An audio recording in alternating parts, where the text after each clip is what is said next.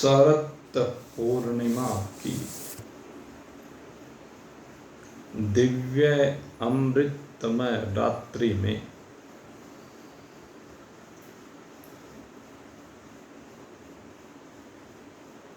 जागृति प्राप्त करने के इच्छुक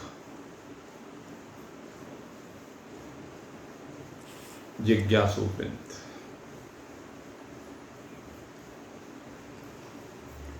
भगवान श्री कृष्ण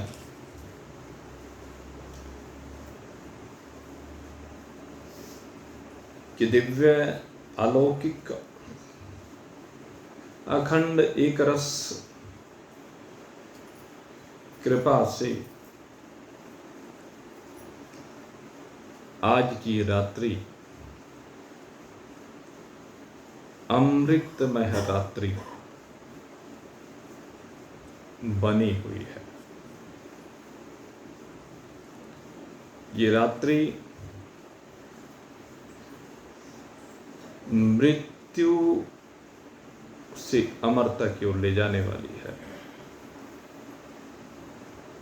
ये रात्रि अंधकार को नष्ट करके जीवन को ज्योतिर्मय बनाने वाली रात्रि है। जब तक अज्ञान में है जीवन की यात्रा चलती है, तब तक ये यात्रा अंधकार में कही जाती है, ये जीवन की रात्रि कही जाती है। लेकिन जब यात्रा ज्योतिर्मय स्वरूप की ओर होती है, तो उस समय जागरण की ओर हम आगे बढ़ते हैं, अमरता की ओर हम आगे बढ़ते हैं। लेकिन ये मृत्यु को मारना बहुत बड़ी साधना है।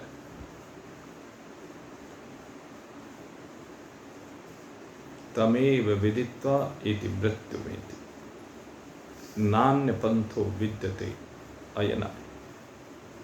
आदित्यः वर्णं तमसः परस्तात् तमेव विदित्वा इति मृत्युमेति नान्य पंथो विद्यते अयनाय।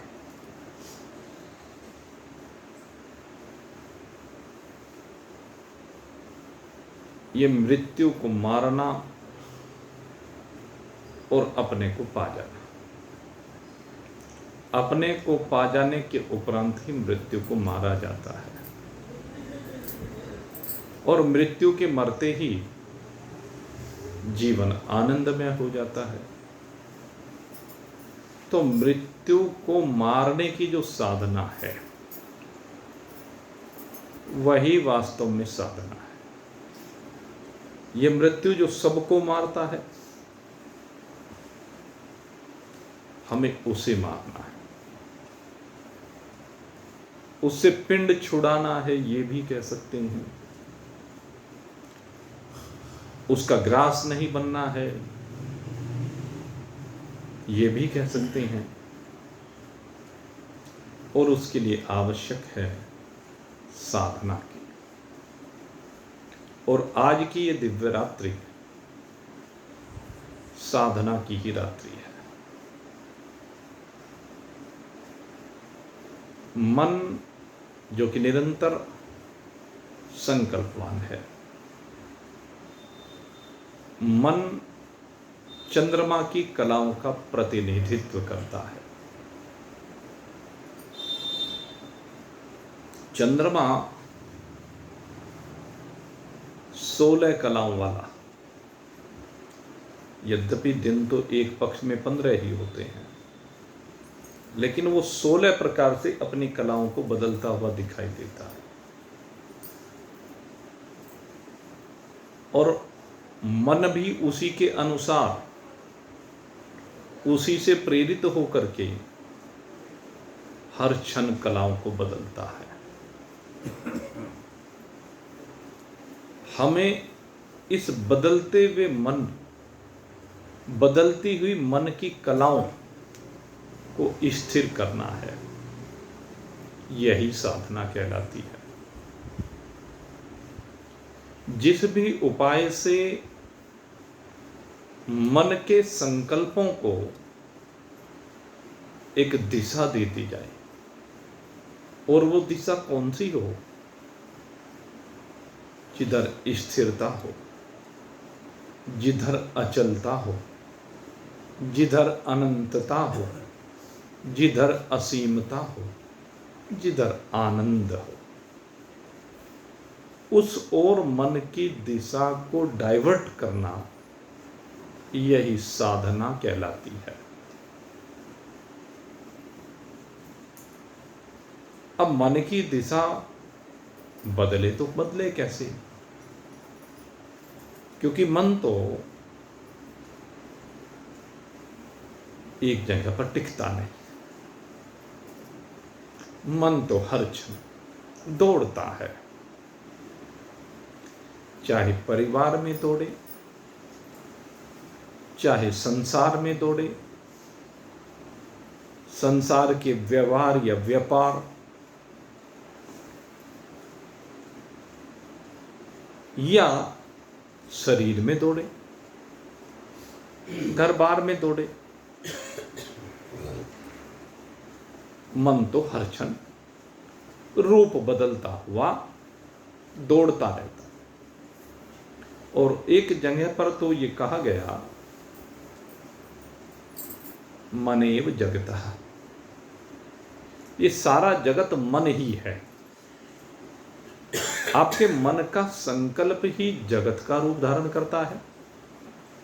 आपके मन का संकल्प ही आपकी संतान का रूप धारण करता है। आपके मन का संकल्प ही समस्त रिश्ते नातेदारों के रूप को धारण करता है। मन से भिन्न संसार कुछ है नहीं। अब मन में जो संसार रमा हुआ है, मन में जो संसार बसा हुआ है, मन में इसके कारण जिस संसार का सृजन हो रहा है, हमें इसकी उस सृजनात्मक शक्ति को रूपांतरित करना है, इसकी दिशा को बदलना है। और इसकी दिशा को बदलने के लिए हमें भगवान का सहारा लेना होगा,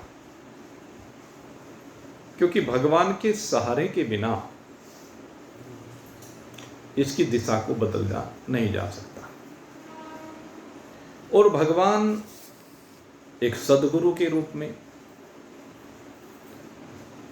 हमारे सम्मुख आते हैं और सद्गुरु के रूप में सन्मुख आकर के एक दिशा प्रदान करते हैं, एक ऐसी दिशा जो सिर्फ एक ओर जाती है, उससे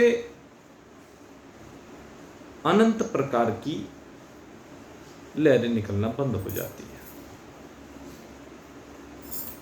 गुरु एक ओर लेकर आता है, अनेकता से, विषमता से, द्वैत त्रैत से बाहर निकाल करके वृत्ति को बदल देता है। और जब वृत्ति बदल जाती है तो वृत्ति संसाराकार नहीं रहती, अपितु पहले ईश्वराकार होती है, फिर आत्माकार होती है।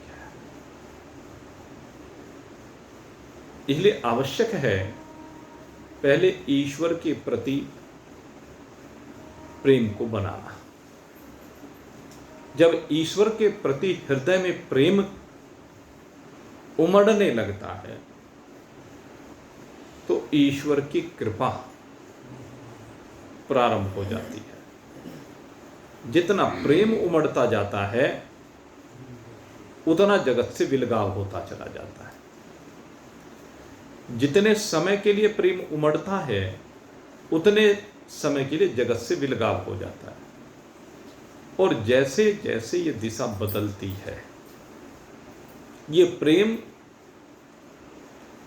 बढ़ता चला जाता है, संसार घटता चला जाता है। ब्रिज की गोपियां उन्होंने यही किया है।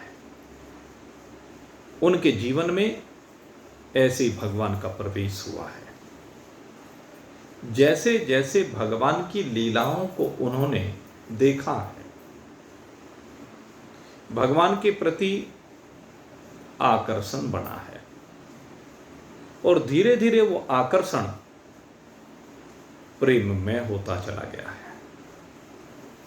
और जब ये आकर्षण प्रेममय हुआ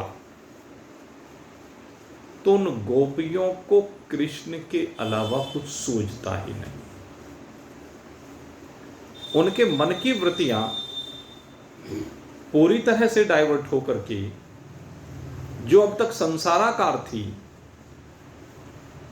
वो कृष्णाकार हो गई है। इन गोपियों को इनकी क्रियाओं के माध्यम से, शरीर की क्रियाओं के माध्यम से अगर यदि हम देखें तो इनकी हर क्रिया में कृष्ण दिखाई देता, और यही साधना है। आपकी हर साधना में ईश्वर बस जाए, आपकी प्रत्येक साधना कृष्णमय हो जाए, और जब इस प्रकार की स्थिति होगी तो आपको कृष्ण का दर्शन स्वाभाविक होने लगेगा, जैसे गोपियों को होने लगा। गोपी को अपने बच्चे में भी, अपने सास ससुर में भी, अपने पति में भी, जो भी संबंधी हैं सभी में कृष्ण नजर आने लगे। सभी में कृष्ण के अतिरिक्त और कुछ दिखता नहीं है।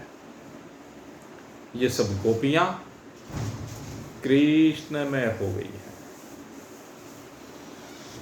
कृष्ण उठत कृष्ण चलत, कृष्ण उठत कृष्ण चलत, कृष्ण शाम भोर है। कृष्ण उठत कृष्ण चलत, कृष्ण शाम भोर है। कृष्ण बुद्धि कृष्ण चित्त, कृष्ण बुद्धि कृष्ण चित्त, कृष्ण मन विभोर है। कृष्ण बुद्धि कृष्ण चित्त, कृष्ण मन विभोर है। कृष्ण उठत कृष्ण चलत, कृष्ण शाम भोर है। सुबह हो या शाम हो, या कह लीजिए सुबह से दिनचर्या प्रारंभ होती है और शाम तक दिनचर्या चलती है, और उस दिनचर्या में चाहे उठते हुए हो, चाहे बैठते हुए हो, चाहे चलते हुए हो, चाहे खाते हुए हो, चाहे पीते हुए हो, हर समय उनकी दिनचर्या में केवल और केवल कृष्ण है। उठते हुए भी कृष्ण कहती हैं, बैठते हुए भी कृष्ण कहती हैं, चलते हुए भी कृष्ण कहती हैं। दही बिलो रही है तब भी कृष्ण है, बच्चे को दूध पिला रही है तब भी कृष्ण है, रोटी बनाते हुए कृष्ण, गाय को दूहते हुए कृष्ण, पति की सेवा करते हुए, सास ससुर की सेवा करते हुए, माता पिता की सेवा करते हुए, हर स्थिति में केवल कृष्ण है। उन्हें कृष्ण के अतिरिक्त कुछ दृष्टिगोचर नहीं होता है। उनकी वृत्ति पूरी तरह से कृष्णमय हो गई है। उनकी बुद्धि में आकर के कृष्ण बस गए। जब बुद्धि कृष्णमय हो गई, चित्त से केवल कृष्ण का चिंतन है, तो फिर ये मन क्या करेगा? कहते मन कृष्ण के प्रेम में डूब करके, ये मन कृष्ण में होकर के विभोर हो जाता है, आत्म विभोर हो जाता है, प्रेम मग्न हो जाता है, उस प्रेम में डूब जाता है, उस अनंत गहराइयों में प्रवेश करता चला जाता है, जहां पर कृष्ण के अतिरिक्त और कुछ है ही नहीं। जहां पर अगर है तो केवल कृष्ण है। ऐसी स्थिति इन गोपियों की हो गई है। कृष्ण रात्रि ही कृष्ण दिवस, कृष्ण रात्रि कृष्ण दिवस, कृष्ण स्वप्न शयन है। कृष्ण रात्रि ही कृष्ण दिवस, कृष्ण स्वप्न शयन है।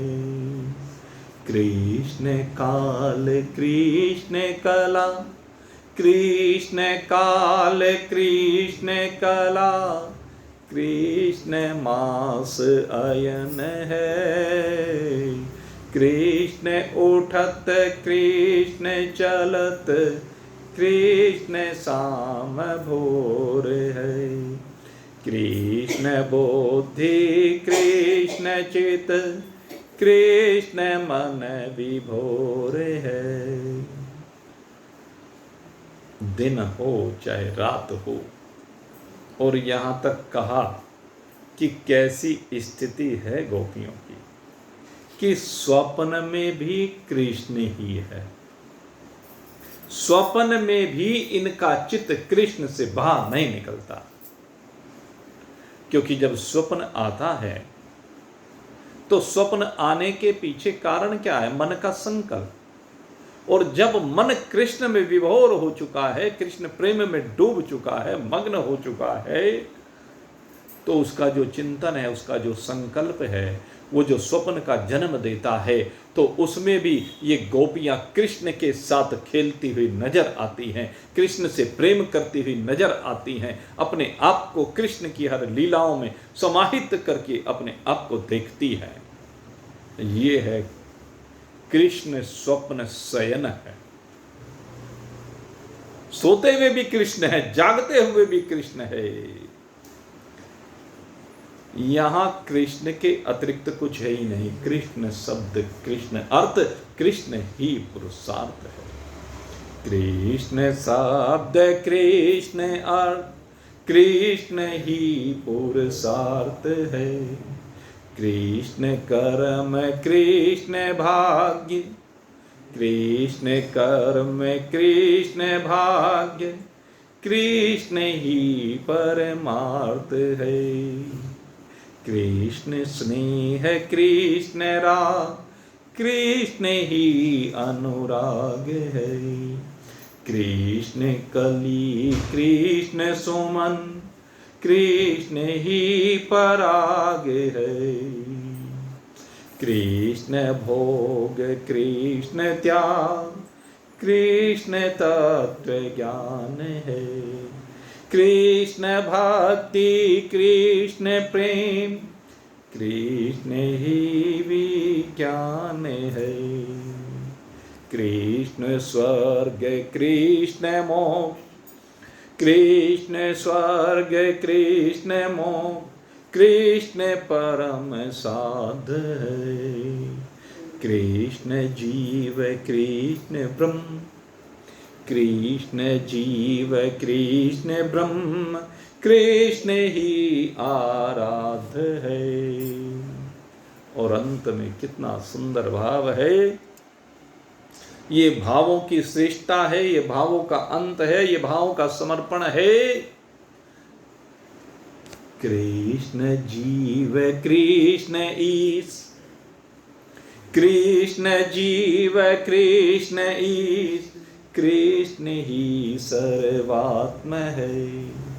कृष्ण जीव कृष्ण ईश, कृष्ण ही सर्वात्म है। कृष्ण हम कृष्ण तुम, कृष्ण हम कृष्ण तुम, कृष्ण ही परमात्मा है। कृष्ण हम कृष्ण तुम, कृष्ण ही परमात्मा है।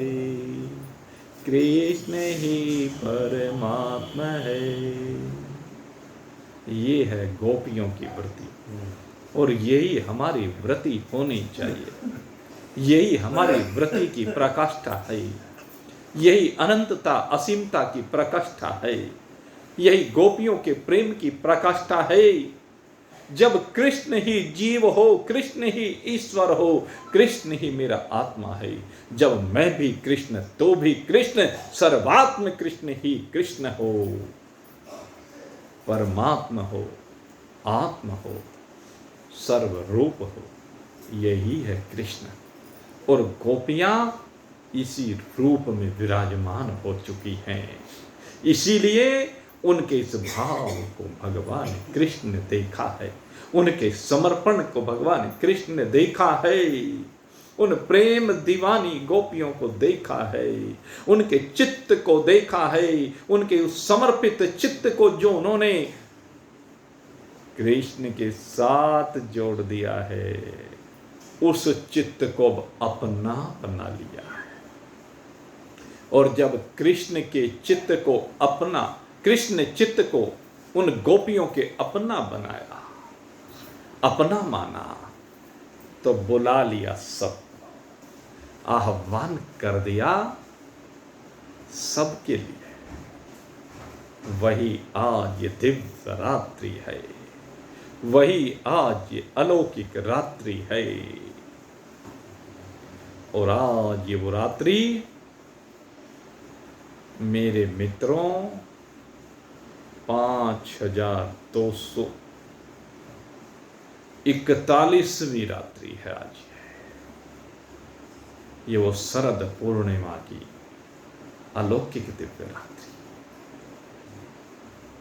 भगवान श्री कृष्ण ने 8 वर्ष और लगभग 2.25 माह की अवस्था 9वें वर्ष में प्रवेश के समय इस दिव्य लीला को, इस अलौकिक लीला को, इस संपूर्णता की लीला को, इस अनोखी लीला को, जिसमें सब परमात्ममय हो गया, जहां भेद भ्रांतियां सब मिट गई, जहां जीव जगत और ईश्वर के बीच में विराजमान जितने प्रकार की भ्रांतियां हैं, वो सब निवृत्त हो गई।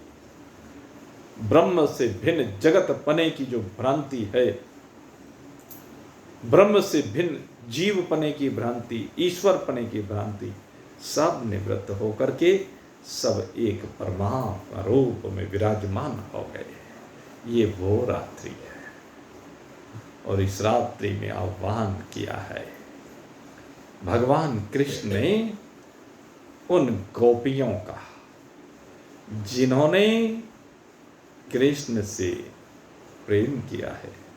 और ये प्रेम राग नहीं है, ये अनुराग है।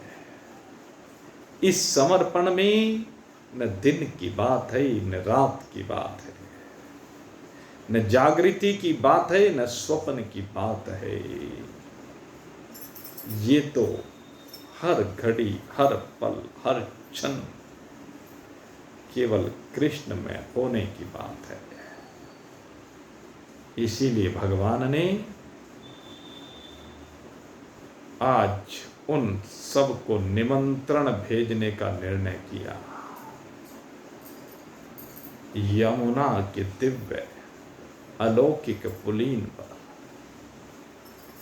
जहां पर आज चंद्रदेव संपूर्ण कलाओं के साथ, पूर्णता के साथ आज अपनी संपूर्ण शक्ति के साथ वो दिव्य शीतलता का प्रवाह कर रहे हैं, वो अमृत का प्रवाह कर रहे हैं, जिससे सारी धरा अलौकिक हो गई है। यमुना का पुलीन ऐसा लगता है, मान लीजिए सारी यमुना के पुलीन पर चांदी बिछा दी गई हो। वो चांदी चमक रही है और उस चमकती हुई चांदी में भगवान श्री कृष्ण ने आज वो दिव्य वेणु अधरान्वित की है, जिस वेणु के स्वर स्वयं ही प्रकट हो गए हैं। सरस्वती स्वयं आकर के स्वर प्रदान कर रही है और ये स्वर बुला रहे हैं, आह्वान कर रहे हैं उन गोपियों का, जिन गोपियों ने अपने आप को कृष्ण में बनाने की पूरी तरह से ठानी हुई है। उन संतों के लिए आह्वान है,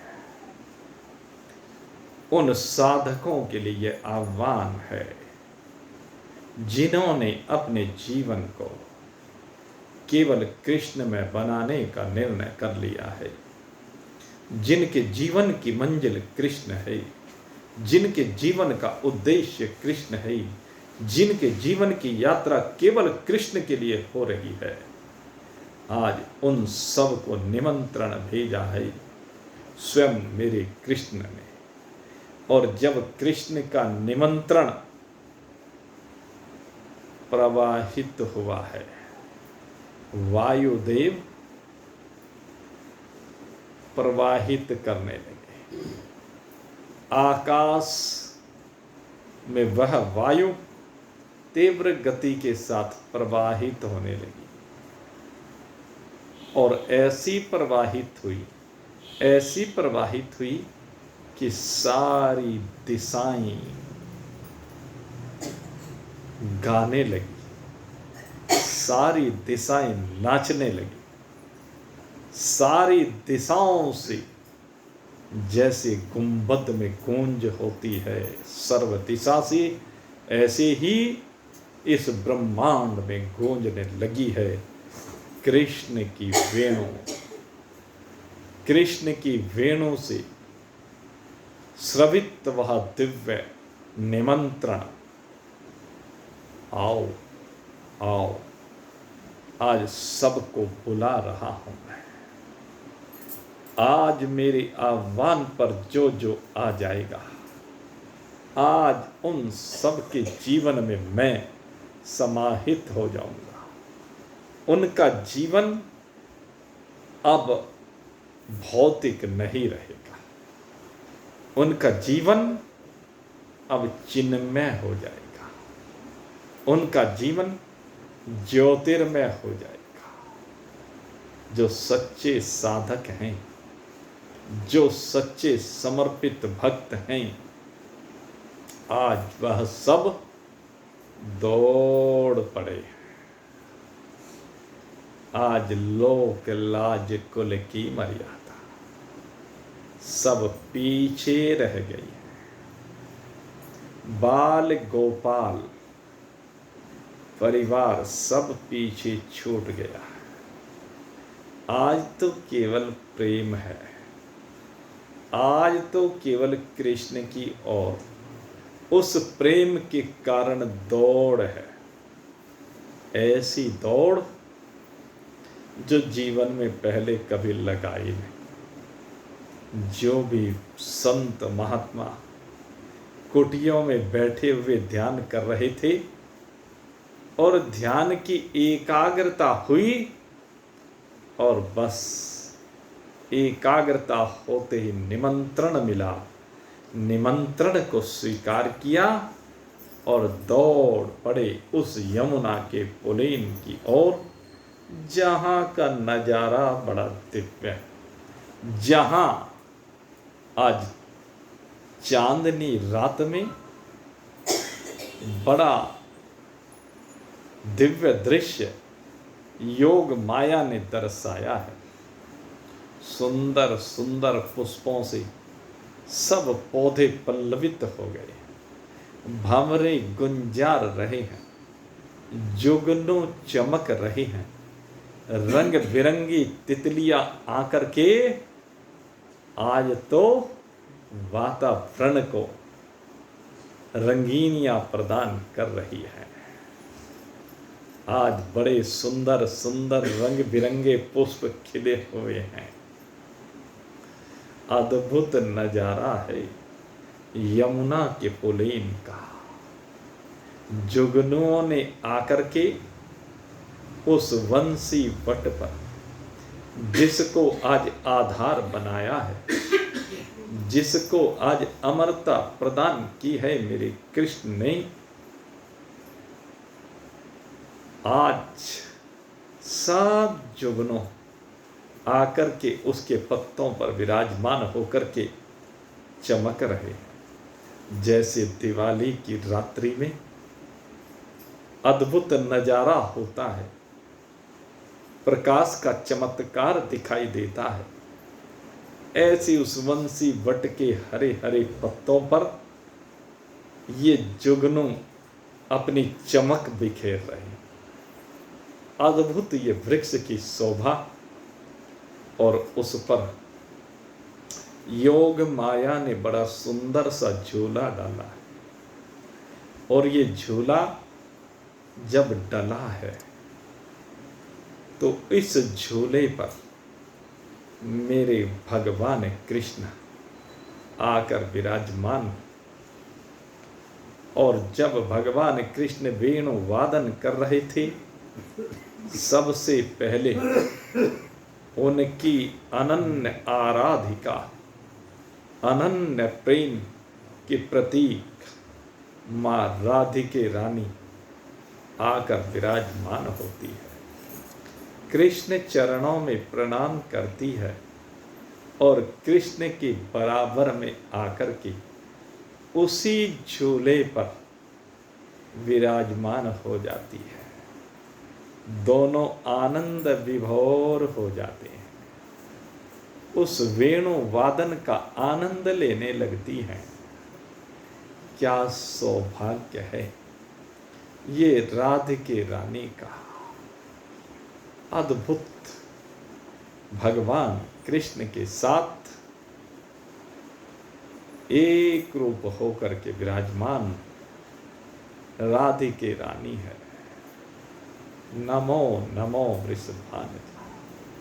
हे वृषभान की पुत्री, आपको कोटि से नमन है। आपका भाग्य, आपकी तपस्या महान है, जिसके परिणाम स्वरूप आप आज भगवान के बराबर में, भगवान के साथ एक रूप होकर के विराजमान हैं। आपको बारंबार नमन है।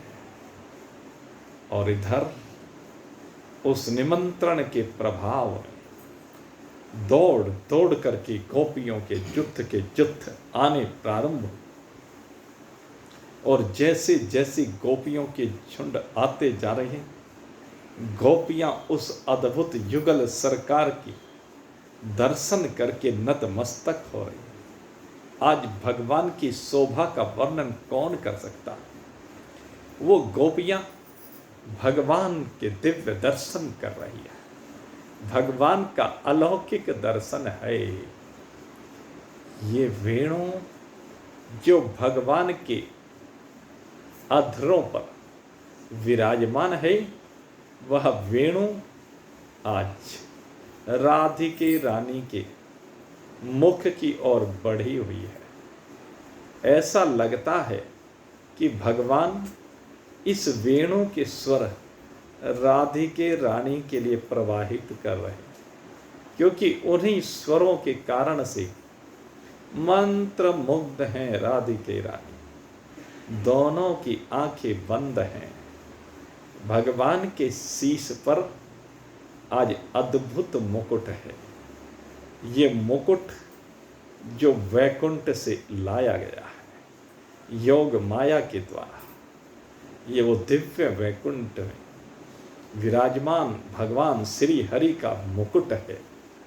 आज भगवान के शीश पर विराजमान हुआ है, जिसमें अनेक प्रकार के रत्न लगे हुए हैं और उनसे निकलने वाला दिव्य प्रकाश सारे वातावरण को ज्योतिर्मय बना रहा है। भगवान के कंठ में विराजमान ये कौस्तुभ मणि कैसी अद्भुत है। कहते हैं सूर्य भी इसकी दिव्यता का मुकाबला नहीं कर सकता। ऐसी एक कौस्तुभ मणि वैजंती माला भगवान ने धारण की है। आज भगवान ने हरे रंग का बड़ा दिव्य वस्त्र धारण किया है। कैसा सुंदर काम हुआ है। लगता है कि तोतों की हरितता आकर के विराजमान हो गई है भगवान की इन अंग वस्त्रों में। वो हरियाली उनकी शोभा को और बढ़ा रही है, सब गोपियों को मोहित कर रही है। बड़े सुंदर सुंदर किरीट कुंडल भगवान ने धारण किए हुए हैं, बड़े दिव्य कंगन हैं, नुपुर हैं और भगवान के मोटे मोटे चक्षु, क्या अद्भुत चमक है। और वो मोहिनी मुस्कान जो सारे जगत को मोहित कर रही है। बांसुरी वादन के साथ साथ उस मोहिनी मुस्कान ने सबके चित्त का हरण कर लिया, सब गोपियों को अपना बना लिया है और गोपियां मत मस्त होकर के राधा कृष्ण के उस स्वरूप को देख करके नाचने लगी है, गाने लगी है। जय राधे जय राधे जय श्री कृष्ण बोलो जय राधे जय राधे जय राधे जय श्री कृष्ण बोलो जय राधे जय राधे जय राधे जय श्री कृष्ण बोलो जय राधे जय राधे जय राधे जय श्री कृष्ण बोलो जय राधे जय राधे जय राधे जय श्री कृष्ण बोलो जय राधे। सब राधे कृष्ण की जय जयकार कर रहे, चारों ओर नृत्य हो रहा है। और अब भगवान को अनुभूत हुआ कि कौन आया है। और जब भगवान को ये अनुभूत हुआ कि कोई आया है, उस शांत वातावरण में ये किसने आकर के रस घोल दिया है। तो देखा सर्वत्र गोपिकाओं, और उन गोपिकाओं में विराजमान अनंत कोटि जन्मों से साधना कर रहे ऋषियों, मुनियों, संतों, वैष्णवों, साधकों, समर्पित भक्तों को। और उनको देख करके आज भगवान आनंदमय हो गए। भगवान की आनंद का कोई ठिकाना नहीं है। अरे गोपियों, क्यों आई हो? किस लिए आई हो? प्रभु आपने पुकारा है, इसलिए हम चली आई हैं। हे गोविंद, और आने का उद्देश्य तो एक ही है प्रभु। आज बस तुम्हारे और हमारे बीच का भेद समाप्त हो जाना है। मैं तुझ में हूँ, तू मुझ में है।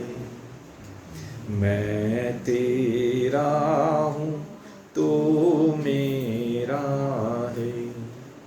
मैं तेरा हूँ, तू मेरा है। मैं तुझ में हूँ, तू मुझ में है। मेरी विनती बारंबार, हरि आ जाओ एक बार। हे प्रभु, हमारे आने का केवल एक ही उद्देश्य है। अब तक केवल सुना था कि तू हमारे में है, हम तुम्हारे में हैं, लेकिन आज उसके दर्शन करना चाहते हैं, देखना चाहते हैं तू हमारे अंदर कैसे है, हम तेरे अंदर कैसे है। आज वो दिव्य दृष्टि पाना चाहते हैं प्रभु, जिससे हमारा भेद समाप्त हो जाए।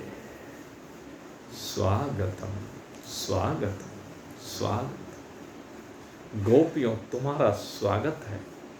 हे गोपियों, आओ, आज तुम्हारे लिए दिल के दरवाजे खुल गए हैं। आज जरा अपने अपने दिल में झांक करके मुझे देखो। इस अपने दिल के नजदीक आकर जरा ध्यान लगा करके देखो। भगवान ने अपने हाथ को ऊपर उठाया है। हाथ से दिव्य ज्योति का प्रवाह सर्वत्र हुआ है, और जैसे ही दिव्य ज्योति का प्रवाह हुआ, सब गोपियां अपने दिल के नजदीक जाने लगी। हमें भी दिल के नजदीक आना है। इस दिल के तुम नजदीक जरा से आओ। इस दिल के तुम नजदीक जरा से आओ। है दिल ही में दिलदार की दर्शन पाओ। है दिल ही में दिलदार की दर्शन पाओ। वो पूछ रहा है को हम ये बोल रहा है सोहम सोहम सोहम। हर तार पे ये झनका कि तार मिलाओ। हर तार पे ये झनका कि तार मिलाओ। इस दिल के तुम नजदीक जरा से आओ। है दिल ही में दिलदार की दर्शन पाओ। हे गोपियों, जरा दिल के नजदीक आ जाओ। अपने अपने दिल के नजदीक आकर के जरा देखो तो सही, तुम्हारे प्रश्न का उत्तर मिल जाएगा। तुम जो कह रही हो ना, मैं तुझ में हूं, तो देखो जरा अपने दिल को। हनुमंत लाल की तरह से अपने दिल को जरा टटोल कर दे। अब तक तुमने संसार की यात्रा की है, अपने दिल की ओर तो तुम कभी गए ही नहीं। जरा संसार से हट कर के इस दिल के अंदर आकर जो पूछते हो कि कहाँ है, कहाँ है, कौन है, तो तुम्हें दिखाई देगा कि यही है, यही है, वही है, वही है जिसे तू ढूंढने निकला था। वो दिलदार यही है। आत्मा दृष्टि बनाओ। और गोपियाँ अब आंखें बंद की हैं और आंखें बंद करके जरा दिल की ओर चली है। और जैसे दिल की ओर गई हैं तो आज दिल में उस दिलदार के दर्शन होने लगे। दिल के झोले में बैठा हुआ है वो दिलदार, और यहीं पर गोपियाँ झूला झुलाने लगी है। उन्हें बिठाएंगे हम इस दिल में, उस दिलदार को बिठाएंगे हम दिल में, और यही दिल में बैठा करके झूला झुलाएंगे। और झूला झुलाते झुलाते उस प्रियतम के साथ एक रूप हो जाएंगे। झूलाने लगी गोपियाँ, झूलने लगी संग में गोपियाँ, और झूलते झूलते झूलते भूल गई गोपियाँ अपने तन को, अपने मन को, अपने धन को। अब तो केवल गोपियाँ रम गई उस अंदर बैठे हुए राम में, उस श्याम में, उस कृष्ण में, और रम कर के बोल उठी गोपियाँ, कृष्ण ही मेरी आत्मा है, मैं आत्मा ही कृष्ण हूँ। कृष्णो हम, कृष्णो हम, कृष्णो हम, सर्व कृष्ण, सर्व कृष्ण, यत्र तत्र सर्वत्र कृष्ण ही कृष्ण। अब कोई दूसरा नहीं रह गया है। जिधर भी दृष्टि डालते हैं सब में कृष्ण है, क्योंकि सब गोपियों के दिल में बैठा कृष्ण आज मूर्त रूप हो गया है। और ये मूर्त रूप वही है जिस रूप में वो राधा जी के साथ झूले में बैठा है। अब हर गोपी के साथ कृष्ण झूले में बैठे हैं।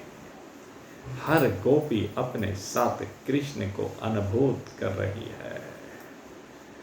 तू मुझे देख, मैं तुझे देखूं तो मुझे देख, देखत देखत हो जाए एक। कृष्ण ने कहा गोपी जरा देख मुझे।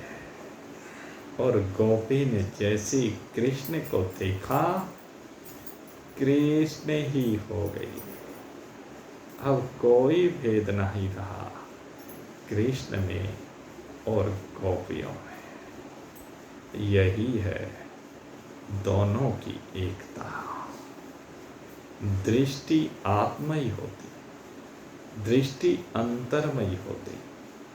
ये केवल आत्मा ही दृष्टिगोचर होता, ये परमात्मा ही दृष्टिगोचर होता है। जीव जगत सब लय को प्राप्त होकर के केवल चराचर जगत एक अपना स्वरूप नजर आता है। अपने स्वरूप के अतिरिक्त न कुछ है, न कुछ था, न कुछ होगा। आत्मैव केवलम सर्वम, कृष्णैव केवलम सर्वम, राम ही केवलम सर्वम, नारायण नारायण नारायण। नारायण ही केवल सब में बैठा हुआ लीला कर रहा। सब लीला भी नारायण ही है, लीला करने वाला भी नारायण है। इसलिए मैं भी नारायण, तो भी नारायण, सब में नारायण ही नारायण। नारायण ही केवल सब में बैठा हुआ लीला कर रहा। सब लीला भी नारायण ही है, लीला करने वाला भी नारायण है। इसलिए मैं भी नारायण, तो भी नारायण, सब में नारायण ही नारायण। इसलिए मैं भी नारायण, तो भी नारायण, सब लीला भी नारायण ही है, लीला करने वाला भी नारायण है। इसलिए मैं भी नारायण, तो भी नारायण। सब कुछ नारायण। जब सब भेद निपट जाए, एक नारायण मात्र शेष रह जाए, तो इसी को कहते हैं प्रेम की पराकाष्ठा, इसी को कहते हैं समर्पण की पराकाष्ठा, और इसी को कहते हैं आत्मविलंब, इसी को कहते हैं रास, जिसमें केवल रस है, जिसमें केवल आनंद है, जहाँ केवल आनंद का समुद्र है। इस आनंद के समुद्र में ऐसी अलौकिक मिठास है कि सब कुछ मधुरम मधुरम मधुरम मधुरम, राम मधुरम, कृष्ण मधुरम, शिव मधुरम, अहम मधुरम, त्वम मधुरम, सर्व मधुरम। सब कुछ मधुर ही मधुर है, सब कुछ आनंद ही आनंद है, और वो आनंद आप हैं। शरीर की सीमाओं से परे अनंत चैतन्यता का आनंद, अनंतता, असीमता, अखंडता, दिव्यता, अलौकिकता, दुख रहितता, आनंद स्वरूपता, घन आनंद स्वरूपता, यही है आपकी वास्तविकता। और इस वास्तविकता को कभी भूले नहीं। इस वास्तविकता में ही सदा सर्वत्र रमण करें। न आप में कोई देश है, न आप में कोई काल है, न कोई परिस्थिति है। आप सदा ही त्रिकाल अबाध पदार्थ आत्मदेव हैं, आत्मा राम हैं, आत्म आनंद हैं।